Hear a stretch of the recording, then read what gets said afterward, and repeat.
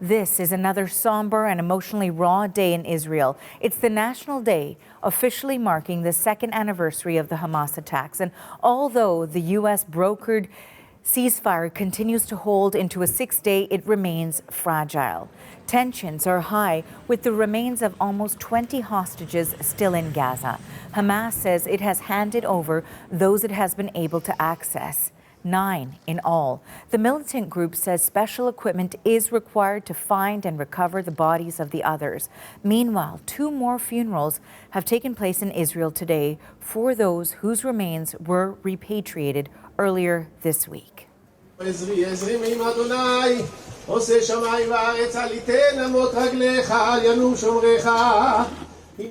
As the latest funeral was taking place at a separate ceremony this morning, Israeli Prime Minister Benjamin Netanyahu insisted his country will achieve all goals of the Gaza war it had set out to accomplish.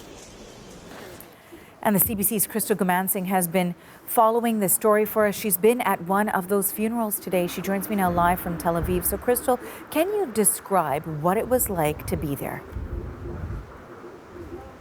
Well, Arthi, the funeral for Tamir Nimrodi was absolutely packed. It was nearby in Kfir Saba at a military cemetery, and the actual area around the cemetery was packed. Streets were lined with people. There were lots of flags. And we did, as a part of the eulogy, hear from his mother, who said that when she got the news, because really they didn't know if Tamir was alive or had been killed while in captivity in Gaza after he was taken captive on October 7th from the crossing near Erez crossing. She said that the news shattered her heart and emptied her of the little strength that she had left. Now, people also lined a part of the highway near his hometown as a procession went by.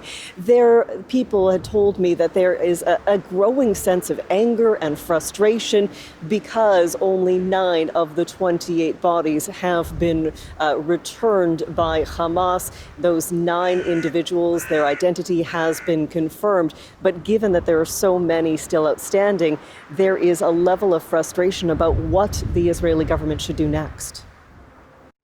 Yeah, only 9, and it's not okay for Hamas to do that. I mean, we sign on an agreement and they don't make it. It's very sad. It's very upsetting.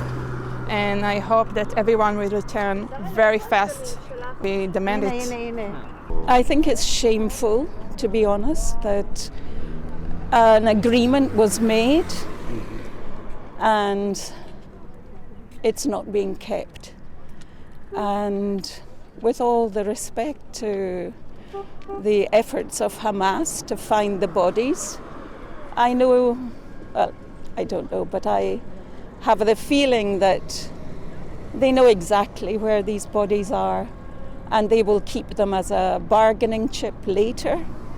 And I think it's despicable.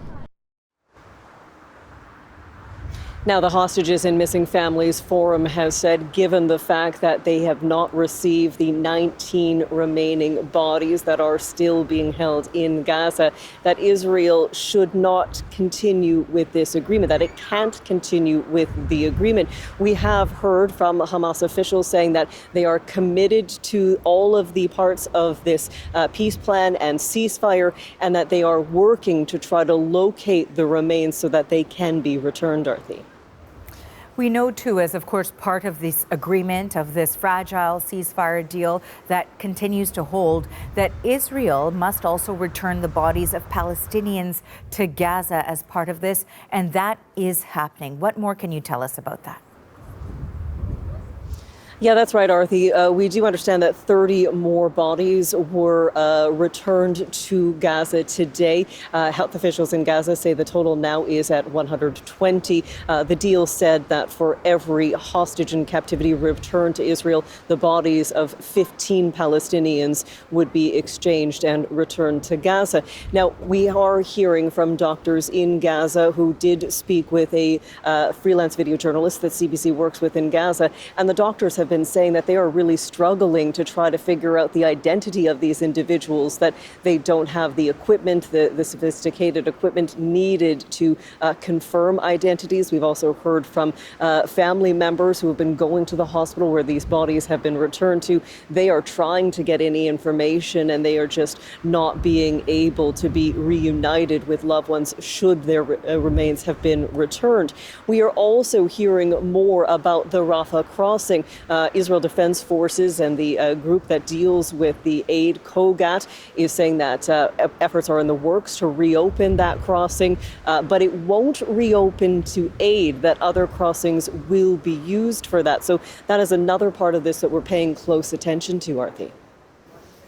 Thanks for this, Crystal. That is the CBC's Crystal Gamansing reporting from Tel Aviv.